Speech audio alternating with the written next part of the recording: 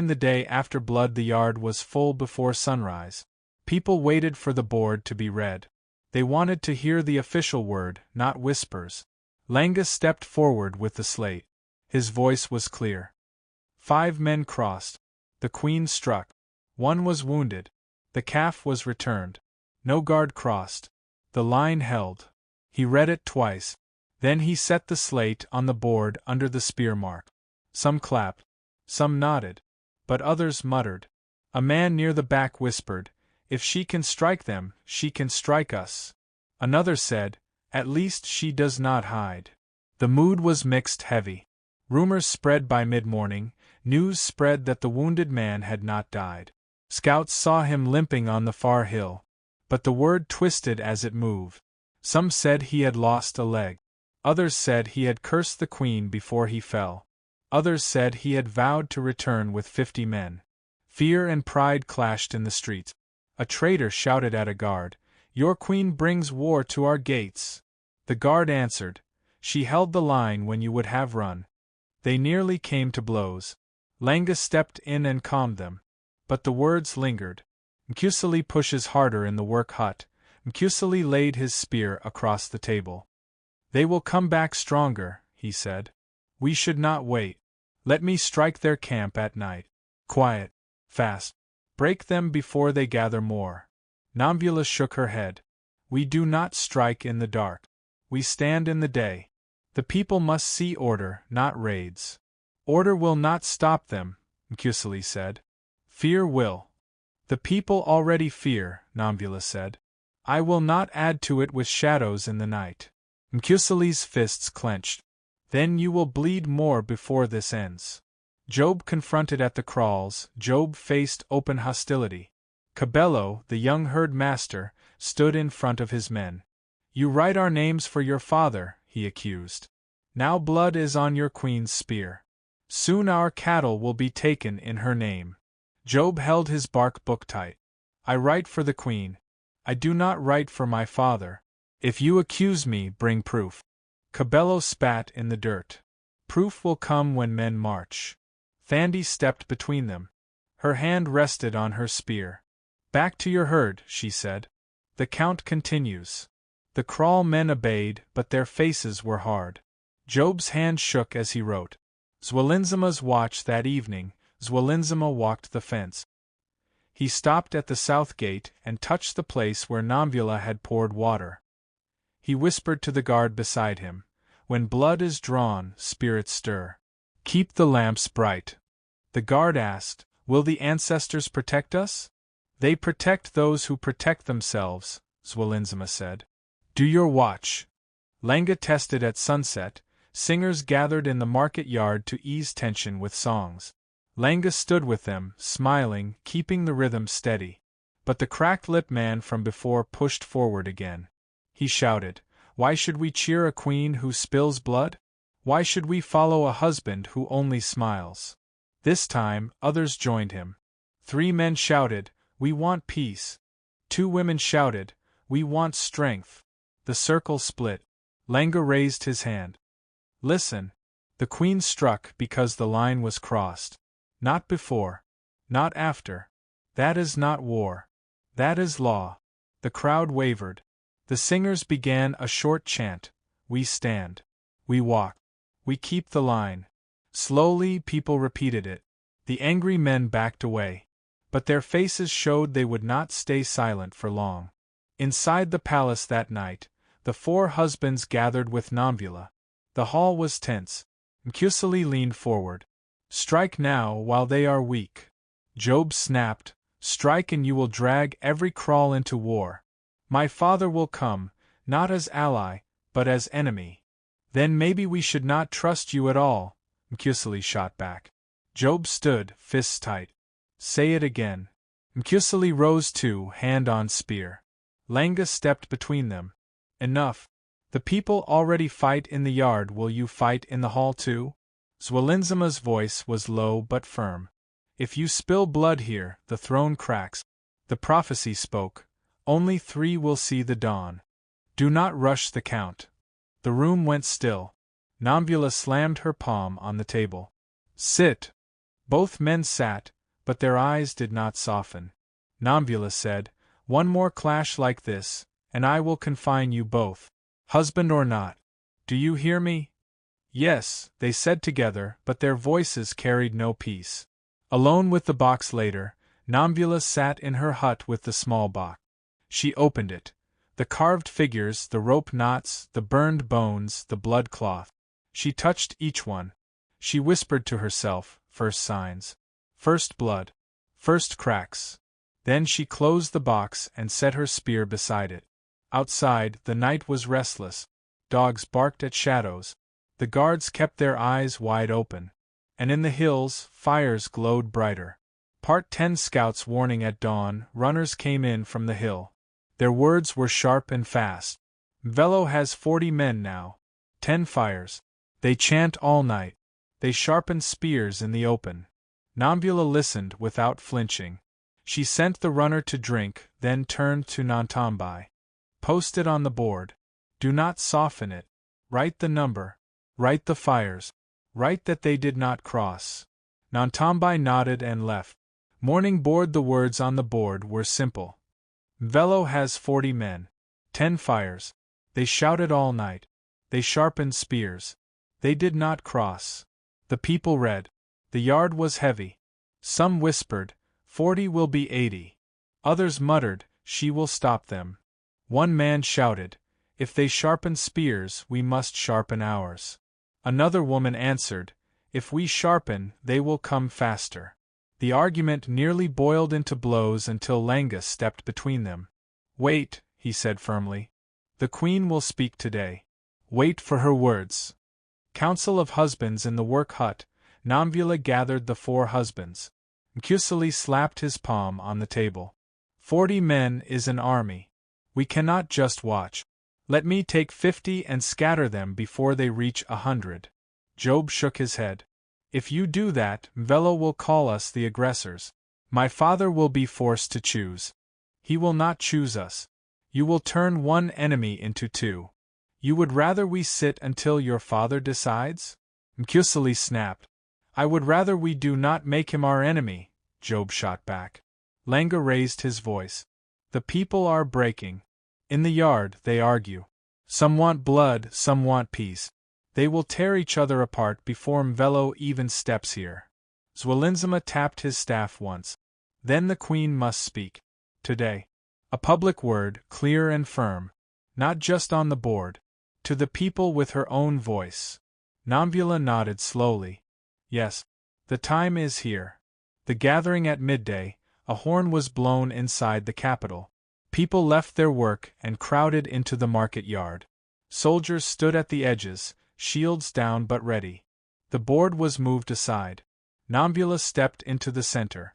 She carried her spear, but it was upright, not raised. The 4 husbands stood behind her in silence. She raised her hand for quiet. "Velo has 40 men," she said. "They light fires. They shout. They sharpen spears. They do not cross. Not yet.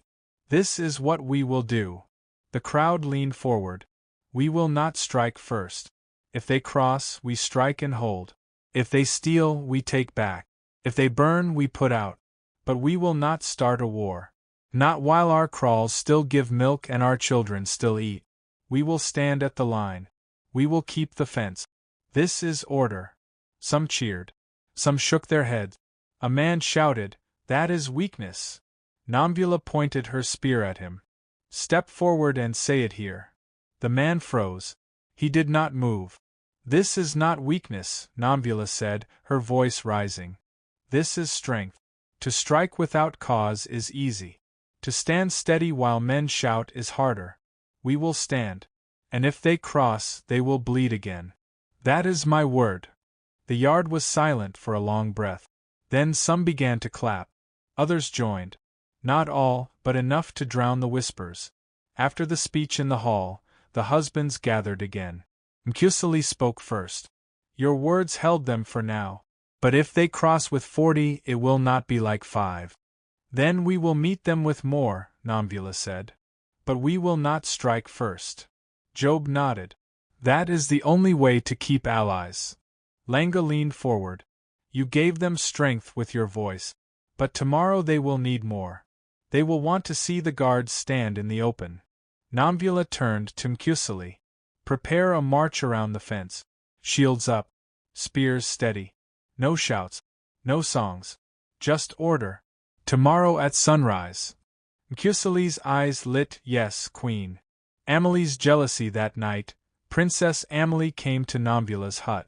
You let Langa stand close to you when you spoke, she said. People saw. They said he looked more like king than husband. Nomvula's voice was firm. He is husband. He is not king. If you hear that again, you will answer with truth. Amahle's lips tightened. He has more love than the others. That is dangerous. Nomvula looked at her sister long. Be careful, Amahle. Your tongue can cut more than spears. Amahle left, her face dark. Scouts report at midnight a runner came in.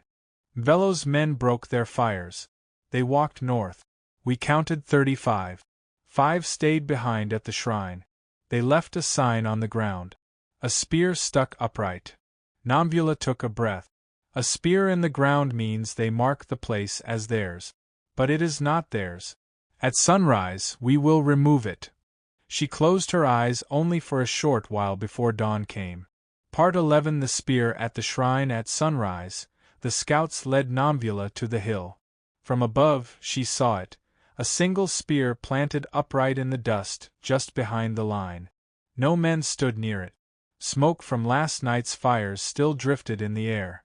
5 red-cloth men lingered at the shrine, watching from a distance. Nomvula stood with her spear in hand. Mkusali's jaw was tight. That is a claim, he said.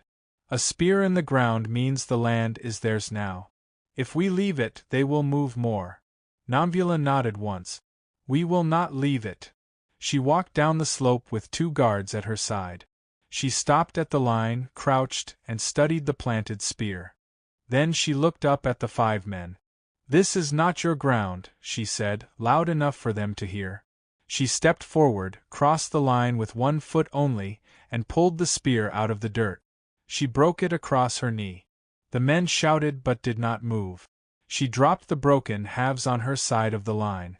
Then she turned her back and walked up the hill. The guards cheered softly. Mkusali grinned. That is the act they needed to see, he said. Nomvula's face stayed calm. Posted on the board, a spear was planted. The queen broke it. It lies on our side. Nothing more. The march around the fence later that morning, Mkusali led the planned march. 50 guards circled the capital fence. Shields up. Spears straight. Steps steady. They did not chant. They did not shout. Only the thud of feet. People left their houses to watch. Children followed, clapping in rhythm. Some men shouted praise. Women ululated. The march gave weight to the queen's words from the day before. Langa stood with the singers near the market. Look, he told the crowd. The queen's guard is ready. We do not need whispers. We have order. For the first time in days, the mood lifted. Mkusali and Job clash again when the march ended. Mkusali and Job crossed paths in the yard. Mkusali's face burned with energy. You see now, he said. The people want spears, not counts. Your bark books will not hold the fence. Shields will. Job answered evenly. Spears cannot feed a child. Cattle counts keep bellies full.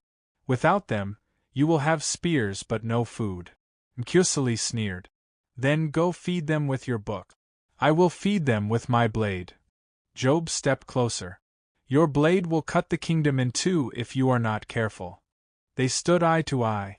For a moment it seemed the fight would spark again. But Nomvula's voice cut across the yard. Enough. Both of you. They stepped back. But the fire between them did not fade. Zwolinzima's shadow that afternoon, Zwolinzima met with Nomvula privately. He carried his staff and a short list of names. These are men who speak loudest at the shrine, he said. I have heard traitors whisper their names. 3 of them once fought with Mkusali's uncle. 2 once traded with Job's father. They are not strangers to our land. Nomvula read the names. Then they know our ways. They know how far we bend before we break. Yes, Zwelinzima said. Which means they test you on purpose. They want to see if you follow law or if you break it. If you break it, they win. If you hold, they grow tired. Nomvula folded the bark slip. Then we will hold. Amahle stirs trouble in the cloth yard, Princess Amahle whispered to two women as they folded fabric. Did you see the march? Did you see how Lenga stood with the singers? The people cheered him more than my sister. The women giggled nervously. Amahle's eyes were sharp. One day they may cheer him more than her. Remember that. The words spread in quiet corners. Evening report at dusk, scouts returned. Mvelo's men pulled back from the shrine after the spear was broken, one said. But they gathered on the next hill. We counted 50. They watched from farther away. Nomvula nodded. Post it. They moved to the next hill. 50 men. They did not cross. Night talk in the hall. The 4 husbands gathered with her. The hall was dim. Mkusali said, we must prepare for war. 50 men can strike at night. Job shook his head. They are loud but not united. If we hold, they will argue among themselves and scatter. Do not give them reason to join. Lenga said, the people believe in you after the spear was broken. But if nothing happens tomorrow, whispers will return. You must act each day, even small. Zwelinzima tapped his staff. The prophecy still hangs. 4 stand now, but not all will. The more they test you, the closer that day comes. The hall fell silent. Nomvula stood. I will not fear prophecy. I will rule. Tomorrow we hold again. They all bowed their heads, but their eyes told different truth. Alone later, Nomvula sat in her hut. She opened the box and placed the broken spear halves inside. She touched them lightly, then shut the lid. She whispered, I broke their spear. But can I break their will? Outside, the guards' feet shifted on the earth. In the hills, more fires burned. Part 12. The Hill of 50. The scouts came back early. Their faces were pale with dust and worry. They had watched from the ridge where dry grass bent in the morning wind. There are 50 now, the lead scout said to Nomvula. His voice was steady, but his eyes told the strain. They stood in a wide half-circle at dawn. They beat sticks against shields. They marched 10 steps toward the shrine, then stopped. They did not cross, but they are closer than before. Nomvula asked, did they carry cattle or food? No cattle, the scout said. Only packs on their backs. They carry spears, some long, some short. Some have painted faces. They build no huts. They mean to stay but not to live. Nomvula dismissed them to rest and wash. Then she looked at her guard captain. Post this on the board in full. Do not shorten it. People must see it plain. 50 men, closer, no crossing. The captain nodded and left at once. Mood in the capital. By the time the board was read aloud, the yard was thick with people. Some came from fields, others from market. Children sat on walls, listening to their elders argue. 50, one man cried. 50 is no test. That is war. Not yet, another woman answered. If they did not cross, it is not war. They are waiting for night, someone shouted. Waiting to burn our kraals. The noise rose until Lenga and 2 singers stepped onto the board platform. Lenga held his hands high. His voice carried above the clamor. Listen. They came closer, yes. They did not cross. The queen stands. The guard stands. We do not break on numbers. We stand until they cross, then we strike. That is the law. That is the word. Some listened. Some muttered. A few turned away, shaking their heads. Nomvula stood at the gate, watching the crowd. She did not speak then, but she felt the split deepening. Pressure from the Elders' Council. Before midday, the Elders' Council came to her work hut. 10 of them, their cloaks heavy with beads and dust. Chief Mthembu, their head, spoke first. Nomvula, he said, you broke the planted spear. You struck a man when he crossed. Now there are 50. We must act before more gather. The council advises that you send a strike at once. End this before it grows. Nomvula looked at them calmly. If I strike first, I will be the one who broke peace. Then others will come against me. The law is clear. They must cross first. A woman elder leaned on her stick. Laws are for quiet days. This is not a quiet day. If you wait, you risk the whole kingdom. Nomvula's jaw tightened. And if I strike without cause, I risk it more. Do you want me to rule by law or by fear? Chief Mthembu's voice was sharp. We want you to rule by wisdom. Sometimes wisdom strikes first. Nomvula stood and lifted her spear. I will not strike without cause. My word is final. You are free to leave if you will not stand with me. The elders left one by one. Some muttered as they went. Mthembu's eyes lingered on her spear.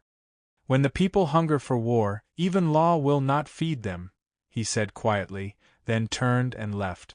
Court session. 3 cases by midday, the courtyard was already full. People brought disputes quickly, perhaps to test if the queen still had strength to rule inside the fence while enemies waited outside. Case 1. The stolen goat. A farmer, old and bent, accused a boy of stealing one of his goats. The boy stood shaking, his hands behind his back. He swore he found the goat wandering near the kraal and only tied it by his yard so it would not be lost. The old man shouted, "He lies. The mark on the goat is mine." Nomvula ordered the goat brought. Its ear was marked with the old man's cut, but fresh scratches showed it had rubbed against a fence. The law says we trust the mark, Nomvula said. The goat is yours. But the boy did not cut the mark away. He tied it only. For that, he will return the goat, and he will carry water for you for 7 days. This is not theft, it is a mistake. The crowd murmured. Some nodded. The boy wept in relief. The old man grumbled but accepted. Case 2. A fight over beer. 2 women from the beer pots shouted at each other. One said the other watered her beer to make more profit. The other shouted back that she was jealous because her beer sold faster. The crowd laughed, but Nomvula raised her hand for silence. She asked for a witness. A trader stepped forward and said, I drank both. One was thin, one was strong.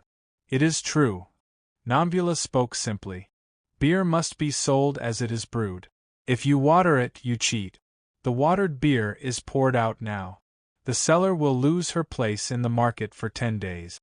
After that, she may return. The guilty woman shouted in protest, but guards poured out the pot in front of all. The smell filled the yard. The crowd nodded, satisfied. Case 3. A broken marriage. A woman came forward with bruises on her arms. She said her husband had struck her during an argument about grain. The man denied it. He said she had shouted at him and insulted his mother. Nomvula looked at both. She called for neighbors. 2 came and confirmed they heard shouting, and saw the man strike the woman. Nomvula's voice was flat. The law is clear. No man strikes his wife. You will leave your home for 30 days. You will work in the granary. If you strike again, you will lose your right to your wife's hut. The man tried to argue, but the guards dragged him away. The woman's shoulders loosened. The yard was quiet. People looked at the queen with respect. Growing rivalries that evening, after court, the husbands met in the hall. Mkusali slammed his fist. You waste time on goats and beer while 50 men sharpen spears at our door. Job answered coldly.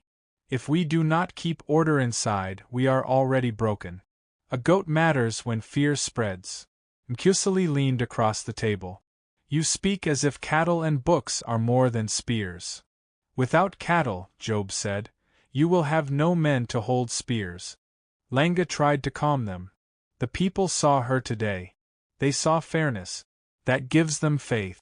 Faith is as strong as steel. Mkusali glared at him. Faith will not stop a spear in your chest. Zwelinzima tapped his staff. Nor will anger stop a kingdom from rotting.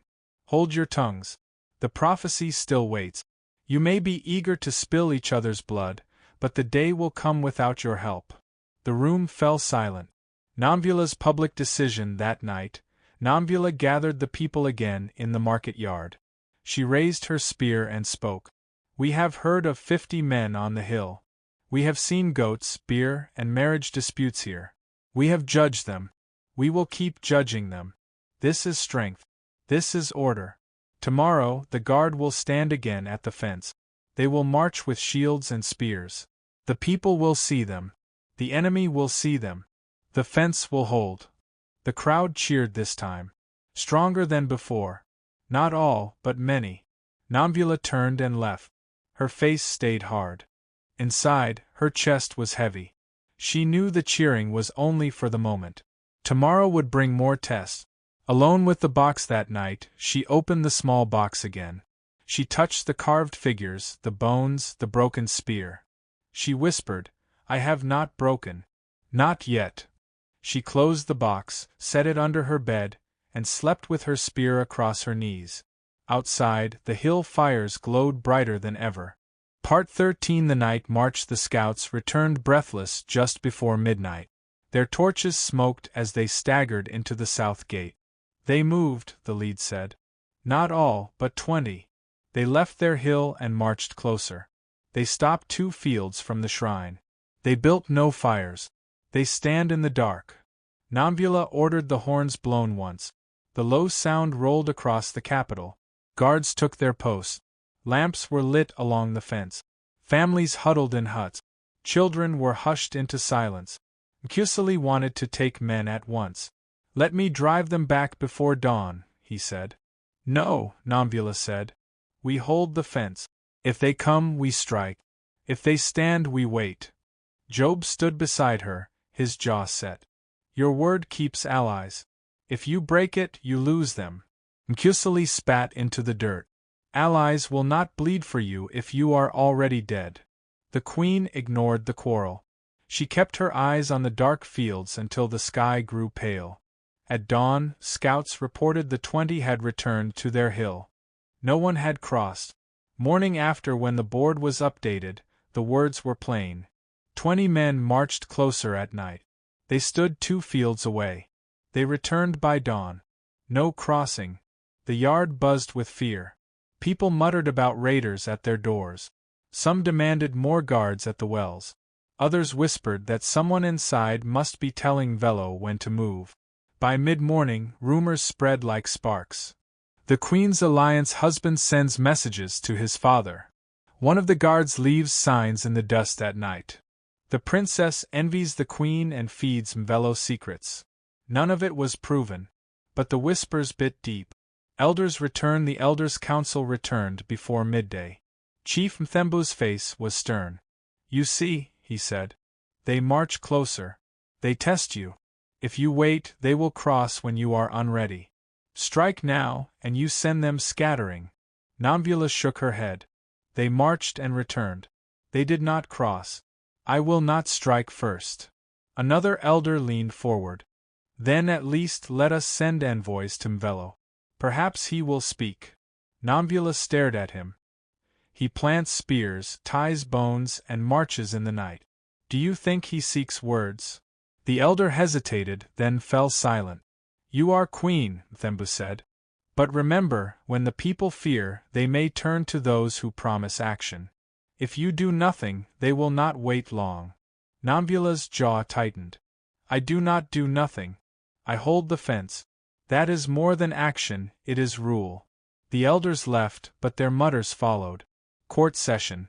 Fear cases that afternoon. The court was thick again. But today, every case carried the weight of fear. Case 1. A guard accused a woman accused a guard of leaving his post at night. She swore she saw him walking toward the south path, alone. The guard denied it. He said he had stepped aside only to relieve himself. Nomvula asked for other witnesses. 2 said they saw nothing. 1 said she thought she saw a shadow. Nomvula's voice was steady. "The law is simple. Guards do not leave posts at night. If you must step aside, another must stand in your place. This guard will serve 3 nights doubled with another. If he is seen leaving again, he will be removed." The guard bowed his head. The woman still glared. The crowd murmured. Case 2.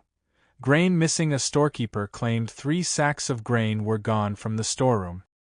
He accused a trader who had loaded wagons at dawn. The traitor denied it. Nomvula ordered the storeroom opened in public. The sacks were counted one by one. None were missing. The crowd jeered the storekeeper. Nomvula raised her hand. Fear makes eyes see what is not gone. We will count stores each morning. No more whispers. The storekeeper bowed, red-faced. Case 3.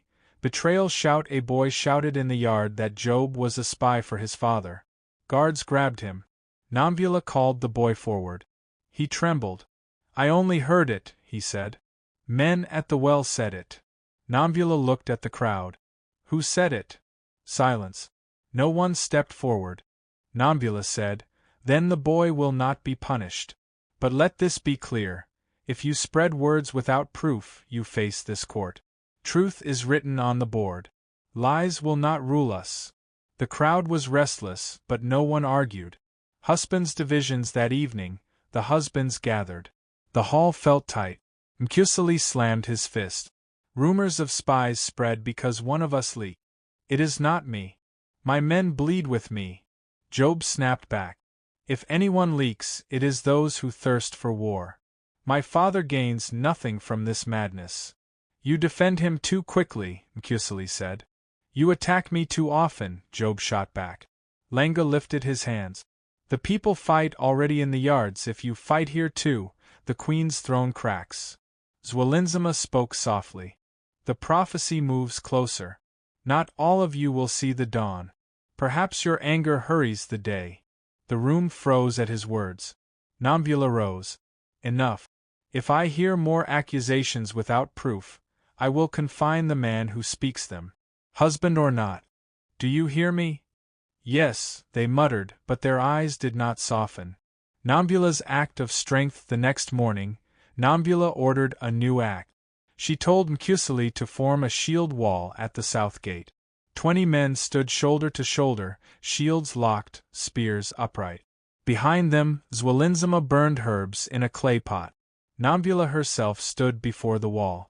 She raised her spear and shouted so the whole yard heard, This is our gate. Behind these shields are our homes, our children, our cattle.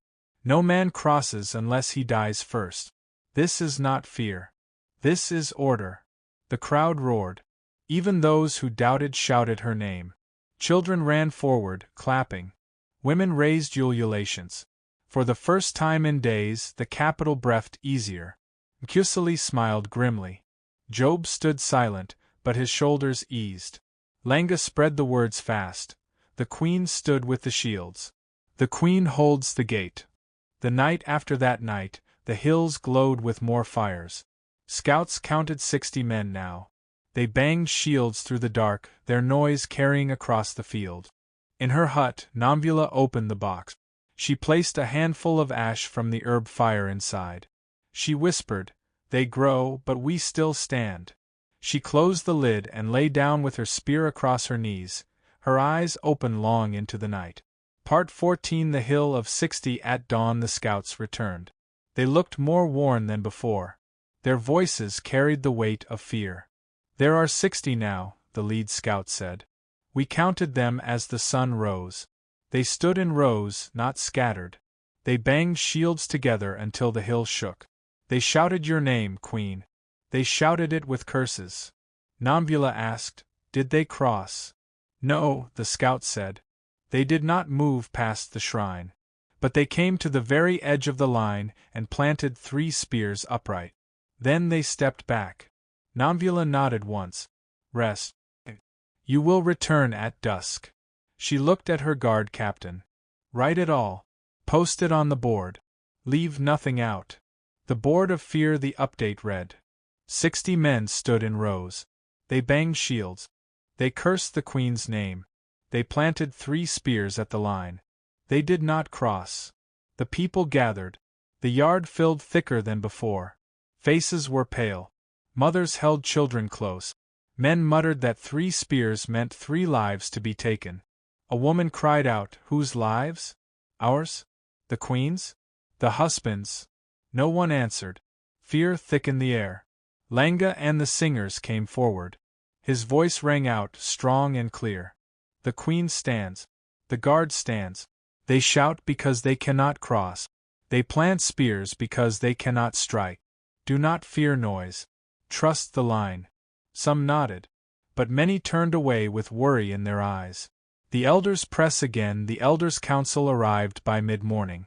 Chief Mthembu's cloak was heavy with dust. He leaned on his staff. Nomvula, he said, this is no longer a game of waiting. 60 men is not noise. It is an army. The council demands that you call the warriors of the kingdom. Call every kraal. Arm every man. Show strength before it is too late. Nomvula looked at him steadily. If I call every man, we leave the fields empty, the cattle unguarded, the markets bare. Then we starve before they strike. I will not call all. Not yet. An elder woman snapped her tongue. If you do not, the people will. They will take up spears themselves. Then you will not lead them, they will lead themselves. Nomvula's jaw set. If they march without my word, they march without the kingdom. They will be punished as raiders, no different than Velo's men. The council murmured angrily, but Chief Mthembu raised his hand. You carry your father's blood, but not his caution. Remember, a ruler who waits too long finds her people gone when she turns. They left, their faces dark. Court of Division that afternoon, court opened heavy. The disputes were not about goats or beer this time. They were about fear and anger. Case 1. Two traitors shouted that the other had spread lies. One swore, the other claimed the queen was ready to flee the capital. The accused denied it. Nomvula asked for proof. None came. The law is clear, she said. Words without proof are lies. Both of you will carry the board for 3 days. You will read its truth aloud in the market until your voices crack. Then you may trade again. The crowd muttered approval. Case 2. A soldier and a farmer. A farmer accused a soldier of seizing grain from his store at night. The soldier admitted he took it but swore he would return it after his watch. Nomvula's voice was sharp. Soldiers defend. They do not steal. You will grind grain for this farmer for 10 days. If you take again, you will lose your place in the guard. The soldier bowed his head. Case 3. A wife's cry. A woman stepped forward, shaking. She swore her husband told her he would join Velo if the queen did not act. The husband shouted it was a lie. Nomvula looked at him hard. If your tongue speaks such words again, your kraal will lose its cattle to the kingdom. Do you understand? He nodded, pale. The court ended, but unease spread. The people saw the kingdom cracking not just outside the fence, but inside. Husbands in conflict that night. The husbands argued openly in the hall. Nkusali pounded the table. 60 men. And still you hold us back. Call the warriors now. Job's voice was low but sharp. If you do, you drag my father into war. He waits to see who strikes first. If you strike, he will strike too, but not for us. Nkusali's eyes burned. Then maybe we should cut you down first, traitor. Job rose. His hand hovered at his knife. Try it, and you will prove the prophecy today. Langa stepped between them. His face was tight. Enough. If the guard sees this, they will split with you. Half to battle, half to peace. Then the enemy will not need to cross, we will kill each other. Zwelinzama's staff tapped the floor once. The prophecy said only 3 will see the dawn. Perhaps the 4th digs his own grave now. The room froze. Nomvula's voice cut through. Silence. If I see hands on weapons again in this hall, I will confine you both. Husband or not. You test me too far. Reluctantly they sat. But their eyes promised more trouble. Nomvula's bold act at dawn. Nomvula ordered a new act. She told the guard captain to light a great fire in the market yard. The people gathered, confused. She stepped forward with her spear. In her hand she carried the 3 spears that had been planted at the line. She held them high. These were left at our gate, she said. Not as gifts but as threats. I break them here before you. She snapped each one across her knee and threw the pieces into the fire. The wood cracked, sparks leapt. We are not cursed, she said loudly. We are not weak. We stand. If they cross, we strike. Until then, we keep order. This is the word. The crowd cheered, louder than before. The flames burned high, the crackle drowning whispers. For a moment, fear broke. Dusk report at dusk, scouts returned again. Their voices were grave. 60 became 70. More men joined them. They marched in rows at sunset. They shouted, "Tomorrow." They shouted it 3 times. Then they lit their fires. Nomvula stood silent. She whispered to herself, "Tomorrow." In her hut, she placed the ash from the burned spears into the box. She closed the lid and sat with her spear across her knees. Outside, the people's voices rose late into the night. Some prayed. Some sharpened blades. Some wept. The hills glowed with fire, brighter than stars. Part 1570. On the hill the scouts came before the first rooster crowed. Their faces were tight, their voices hurried. "They are 70 now," the lead said. They gathered through the night. They stood in rows as the fires burned low. At dawn they shouted today again and again. They marched closer than before, only 1 field from the shrine. They stood there until the sun rose, then stepped back. They did not cross. But they wait. Nomvula dismissed them to wash and drink. Then she told her guard captain, "Write it on the board. Word for word. 70. 1 field away. Shouted today. Stepped back. No crossing." The captain hesitated. "The people will panic." "They panic worse when we hide," Nomvula said. "Write it plain." Fear in the yard. By sunrise the market yard was full. The board was read aloud. People groaned. Mothers clutched children. Men shouted at each other. "They will come today," one cried. "Then let us strike first," another shouted. "No, the Queen said we wait," a woman argued. The crowd roiled like water in a storm. Langa and his singers tried to calm them. He raised his hands. They shouted yes. But they did not cross. "The Queen holds. The guard stands." Some listened. Many did not. The yard split into groups. One side demanded war, the other side demanded patience. Words turned to shoves. Guards rushed in to hold the lines apart. Nomvula came herself. She climbed the platform and raised her spear. "Silence," she roared. The crowd froze. "You fight each other while the enemy waits outside. If you spill blood here, you do their work. Hold your tongues. Hold your hands. We will stand as one, not as pieces. If any man strikes another in this yard, he will face the court today." Her voice cracked the air like a drum. Slowly, the crowd stilled. But fear still simmered beneath their silence. Elders' last plea. The elders' council came again, grim and stern. Chief Mthembu's face was lined like stone. "Nomvula," he said, "you broke spears. You marched guards. Still they grow. 70 now. They shout today. We cannot wait any longer. Call the warriors of the kingdom. Call them now." Nomvula shook her head. "Not yet. They have not crossed." "You risk everything," Mthembu said. "If they cross with 70, we may not hold." "We will hold," Nomvula said firmly. "And if we call all too soon, the fields will empty, cattle will be lost, and we will starve. My word is final." The elders left, muttering darkly. Some whispered to the people as they passed, sowing doubt. Court of Cracks. The court that day was heavy, each case dripping with fear. Case 1. 2 neighbors. One man accused his neighbor of hiding spears from Velo's men. He swore he saw him burying something near his kraal. The neighbor denied it, shaking with rage. Nomvula sent guards to dig the place. They found only a bundle of firewood. She stood and spoke. Fear makes eyes lie. "This man accused without proof. He will grind grain for the kingdom for 10 days. His neighbor is cleared." The accuser bowed his head in shame. Case 2. A shouting merchant. A merchant shouted in the yard that the queen was cursed and that the husbands fought each other. Guards dragged him forward. Nomvula faced him. "You speak of curses without proof. You shout to weaken the fence. For 30 days you will be silent. You will work at the cattle pens. If you shout again, you will be exiled." The merchant spat at her feet. Guards struck him down and dragged him away. The crowd murmured but did not defend him. Case 3.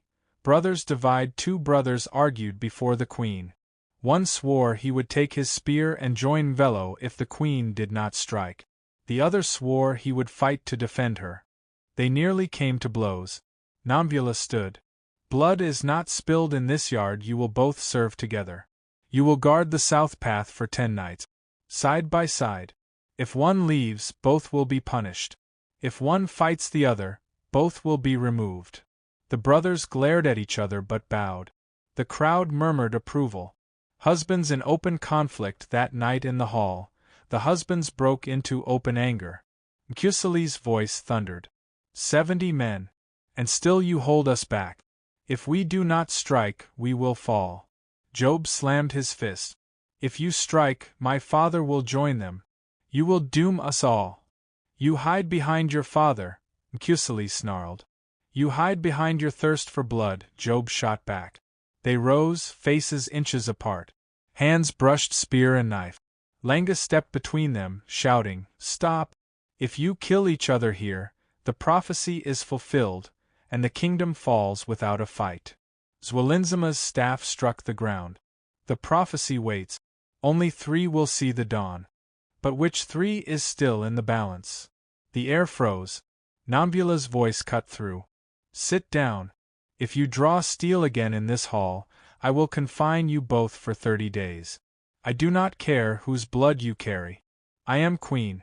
You are husbands. Remember your place. Reluctantly they sat. But their eyes burned with fury. Nomvula's hardest decision that night. Nomvula gathered the people in the market yard. Fires burned high. The air was thick with fear. She stepped onto the platform. Her voice was firm. 70 men shout outside. They plant spears. They curse us. But they have not crossed. We will not strike first. We will stand. But we will prepare. She raised her spear. Tonight, I call 10 men from each kraal. They will come tomorrow at dawn to stand at the fence. Not all, only 10 from each. The rest will guard fields and cattle. We will not empty our homes, but we will show strength. This is my word. The crowd erupted. Some cheered, some shouted in anger. But the order was clear. Every kraal would send 10. Nomvula lowered her spear. We will not break. We will not starve. We will stand. If they cross, we strike.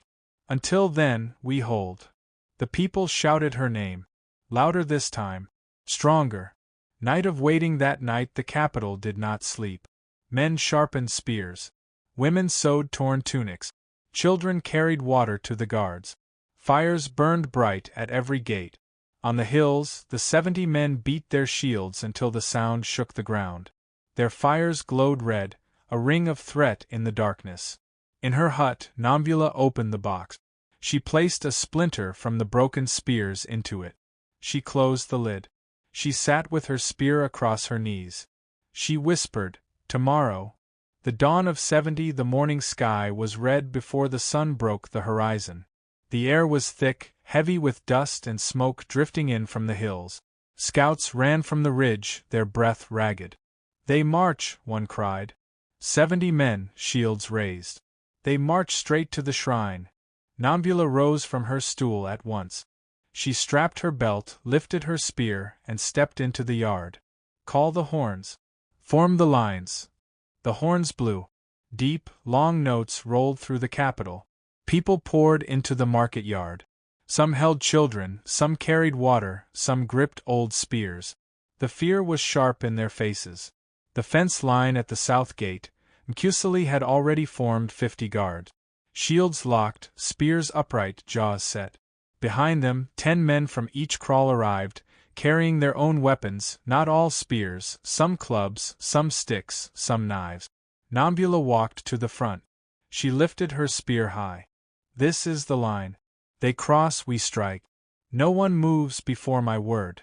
Mkusali shouted to his men. Shields ready. Eyes forward. The ground shook as the enemy marched closer. Dust rose behind their feet. 70 men, loud and steady. They beat shields with sticks. They shouted the queen's name, followed by curses. The people inside the fence crowded close. Lenga and the singers spread their arms, holding them back. "Stand behind the line. Do not push," he shouted. His voice carried, smooth and commanding. Job stood at Nomvula's side, his bark book in hand. "If they steal cattle, I will record. If they burn huts, I will mark. But we must hold, or all is lost." Zwolinzima touched his staff to the ground. His lips moved in a low chant, a prayer not for miracles but for calm. The first clash, the 70 reached the shrine. They stopped. For a long moment, silence. Then one man stepped forward and threw his spear. It flew across the line, striking the dirt just short of the queen's feet. Dust jump. The crowd gasped. Nomvula lifted her spear. They crossed. Mkusili roared. "Forward!" The guards surged. Shields slammed together, spears thrust. The front line of Mvelo's men rushed too, their sticks and knives raised. The two sides met at the shrine. The sound was sharp, wood on wood, iron on shield, men shouting. Nomvula struck the man who had thrown first. Her spear cut his arm. He fell back, clutching blood. Another lunged at her, but Job pulled her aside.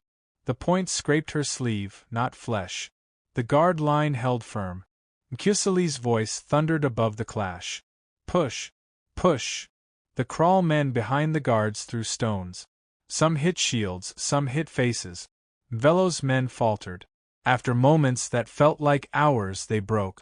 They stumbled back over the line, dragging the wounded. The ground was littered with dropped sticks, broken spears, and blood. Not much, but enough to stain the dust. Nomvula lifted her spear high. They crossed. We struck. They broke. We stand. The crowd inside the fence roared. Women ululated, men shouted, children clapped. For the first time, fear was broken by pride. Chaos in the capital, but not all was calm. In the market yard, as the crowd cheered, two men shouted at each other. One cried, "We should chase them now. Finish them." The other shouted, "No. We must hold." They swung fists. Soon others joined. The yard turned into a fight, not with spears, but with hands and sticks. Lenga tried to calm them. "Stop. Stop. The queen will judge." But the noise drowned him out. Guards rushed back from the line to break the fight. People scattered. A pot of beer smashed. A stall of grain toppled. Nomvula returned to find her capital in chaos. Her jaw tightened. She climbed the board platform, raised her spear, and shouted. Silence. Slowly the crowd froze. Some bled from cuts, others trembled. Children cried. Nomvula's voice was sharp as steel. "We struck the enemy outside and won. Now you strike each other inside? This is shame. This is weakness. Hear me. If you raise hand or stick against your own, you are no better than Mvelo's men. You will face the court. You will lose your place. Do you understand?" "Yes, Queen," they muttered. The court of blood. Nomvula did not wait. She held court immediately, in the same yard where the fight had happened. The first man who threw a punch was made to carry water for the granary for 30 days. The second, who broke a stall, was ordered to rebuild it by hand before nightfall. 3 others, who joined with sticks, were sent to grind maize together for 15 days. She made the judgments swift and public. The people watched, silent. "This is law," she said. "We strike the enemy outside, not each other." Husbands fracture that night in the hall. The husbands sat in heavy silence. Mkusili broke it first. "We should have chased them. We had them broken." Job shook his head. "If we chased, we would have crossed the line and become raiders. Then my father would rise, not for us but against us." "You always speak of your father." Mkusili snapped. "Are you his son or her husband?" Job stood, his hand on his knife. "Say it again, and I will show you." Lenga stepped in fast. "Enough. Do you not see? The people are already split. If you two split too, the queen will stand alone." Zwolinzima's staff tap. The prophecy walks nearer. 4 cannot last. Already, only 3 may be seen clearly in the firelight. They fell into silence again. Nomvula alone later. Nomvula sat in her hut. She opened the box and placed a splinter from the broken spears at the shrine inside. She looked at the bloodstains on her tunic. She touched them with her fingers. She whispered, "We held." But for how long? Outside, the guards paced. The people lay restless. And on the hill, fires burned still, brighter, louder, unbroken. The enemy had not been defeated. Only tested. And tomorrow would bring more. The morning after the clash, the ground outside the shrine still carried blood. Scouts reported that Mvelo's men had dragged their wounded back to the hill. They had not crossed again during the night. Their fires burned until dawn, then dimmed. When the board was updated, the words were plain. 70 men crossed. They threw a spear. The queen struck. The guard held. The enemy broke and fell back. They did not return in the night. The people gathered. Some cheered the words, slapping their thighs in pride. Others whispered that Mvelo was only waiting for more men. A woman muttered, "If 70 came once, 100 will come next." Langa read the board aloud 3 times. His voice was clear, but his eyes scanned the crowd. He saw the split, half proud, half afraid. The elders in doubt. The elders' council came again. Chief Mthembu's face was not angry this time but heavy. "You struck and held," he said. "That is strength. But you did not chase. That is weakness. They will return." Nomvula answered simply. "They crossed. We struck. We held. That is law." The old woman elder leaned forward. "Law does not fill bellies. Law does not quiet cries.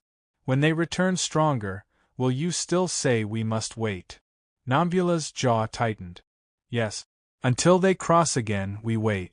That is my word." The elders left without argument, but doubt hung on their faces. Court of tension. Court opened heavy again. 3 cases showed the cracks widening. Case 1. The broken fence. A farmer accused his neighbor of leaving part of the cattle fence down on purpose, letting calves wander near the south path. The neighbor swore it was an accident. Nomvula listened to both, then sent guards to check. They found the fence weak but not cut. She ruled. Neglect, not betrayal. The neighbor will rebuild the fence and guard it for 10 nights. If calves wander again, his kraal will lose cattle to the kingdom. The farmer bowed, satisfied. The neighbor muttered but obeyed. Case 2. A whisper of flight. 2 women accused a third of saying she would take her children and flee the capital at night. The accused admitted she had spoken it in fear. Nomvula's voice was calm. "Fear is not crime. But leaving without word weakens us. If you flee again, your hut will be burned and your cattle given to the kingdom. You will stay. You will work. You will not spread fear." The woman wept but agreed. Case 3. Husband accused a boy shouted in the yard that one of the queen's husbands had sent word to the enemy. Guards dragged him forward.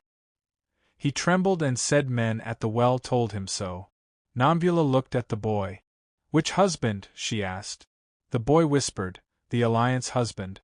Gasps spread. All eyes turned to Job. Job's jaw clenched. "Lies. I sent no word. I served the queen." Nomvula raised her hand. The boy spoke words without proof. "He will grind maize for 10 days. If any man repeats this without proof, he will face the court." The husband stands. The yard buzzed with unease. Husbands divided that evening. The 4 husbands gathered in the hall. The air was thick. Mkusali glared at Job. "The people whisper your name now. How long before they bring proof?" Job shot back. "Proof will never come because there is none. But you want it to be true. You want me gone so you can have the queen to yourself. You are weak," Mkusali snarled. "Your father waits on the hill with our enemy." "You are reckless," Job snapped. "Your thirst for war will destroy us all." They rose, hands near weapons. Langa stepped in again. "Stop this. The people saw the boy accuse you, Job. If you fight here, they will say the whispers are true." Zwelinzama's staff tap. His voice was quiet but sharp. "4 cannot last. The prophecy stands. One of you will fall. Perhaps soon." The hall was silent. The men sat, but their eyes stayed hard. Nomvula's isolation that night. Nomvula sat alone in her hut. She opened the box. The carved figures, the bones, the broken spears, the ash, the blood cloth. She touched each one. She whispered, "The fence holds, but inside it cracks. Outside they gather, inside they fight. I cannot lose both." She closed the box, set her spear across her knees, and sat until the lamp burned low. The cliffhanger at midnight, a guard burst into her hut. His face was pale. "Queen," he gasped. "Fire. A hut burns inside the fence. And men say it was no accident." Nomvula rose at once. She lifted her spear. She did not ask who. She only said, "Take me there." The flames glowed against the night sky. The people shouted in fear. The queen stepped out into the firelight, her shadow long, her face hard. Inside the capital, the first true breach had begun. Fire in the capital. Nomvula ran through the south yard with guards around her. The air was thick with smoke. People shouted, carrying water in clay pots. Flames licked at a hut near the kraal fence. The fire spread fast in the dry night air. She shouted, "Form a line! Water here!" Guards and villagers passed pots from the well, one to another, splashing water on the flames. Children cried. Cattle bellowed in panic. At last the fire hissed and dimmed. The hut's roof had collapsed, blackened and smoking. A family stood weeping in the yard, their goods ruined. Nomvula asked, "How did it start?" A woman stepped forward, trembling. "I saw a man in a gray cloak. He poured oil at the wall and lit it. He ran when the fire rose." Murmurs spread. Gray cloak. The name returned again, the shadow who had whispered to Job before. Nomvula's jaw tightened. "Did anyone else see him?" A boy said, "I saw a shadow run. He went toward the south path." Nomvula nodded once. "Then we know. This was no accident. It was placed." The crowds fear. The crowd around the hut shouted in fear. "If they burn inside, the fence is nothing. The gray cloak walks among us. Who lets him in? A husband? A guard?" The voices grew louder. Some shouted Job's name. Others shouted Mkusali's. The people were split, turning on each other. Nomvula raised her spear high. Her voice cut through the smoke. Silence. The noise died. The people froze. "This fire is not the enemy's victory. It is their trick. They want us to fight each other. We will not. Hear me now. Anyone who spreads blame without proof will face this court. We will find the truth. We will not turn on our own." Her eyes swept the crowd. None dared speak. Court of fire. Nomvula held an immediate court by the smoking ruins. The family whose hut burned stood trembling. Neighbors gave what little they saw. But no one could name the man. "The truth is not yet here," she said. "Until it comes, we will guard each gate with double watch. No man walks at night without a lamp. If you see the gray cloak, you speak at once. If you hide him, you fall with him." She placed her spear into the ash of the burned hut. "This fire is marked. The enemy placed it. But it will not break us." Husbands in the firelight. When the people left, the husbands stood with her. The glow of the fire lit their faces. Mkusali's voice was sharp. "You see? He is inside the fence already. You must let me sweep the kraals with my men." Job snapped, "Sweep the kraals and you will beat innocent men. That is what Mvelo wants, to make us break ourselves." Langa's tone was urgent. "The people cheer you when you speak, but when you leave, they whisper. Their fear grows each night. If you do not give them more than words, they will turn." Zwelinzama's voice was low but clear. "The prophecy has opened its hand. 4 stand in the firelight, but only 3 will remain. The gray cloak is not the danger, it is here, in this circle." All 4 men stared at him, then at each other. Nomvula's face hardened. "Not tonight. We will not fall tonight. You are my husbands, not my enemies. If prophecy waits, let it wait. We have enough to fight already." Alone with the box. When all was quiet, Nomvula returned to her hut. She opened the small box once more. Inside lay the carved figures, the bones, the broken spears, the ash, the blood cloth. Now she added a fragment of burned wood from the hut. The smell of smoke clung to her hands. She whispered, "First blood outside. First fire inside." The cracks widen. She shut the lid and sat with her spear across her knees. Closing of Episode 1. The capital lay restless. Some slept with weapons beside them. Some whispered in fear. Some whispered in anger. On the hills, Velo's fires burned. 70 men shouted into the night, their voices carrying across the fields. Inside the fence, 4 husbands sat apart, their eyes heavy with suspicion. And Nomvula, queen of the Mpondo, sat alone in her hut, the weight of her crown pressing harder than the iron of her spear. The prophecy lingered in every mind: 4 husbands for a queen, but only 3 will see the dawn.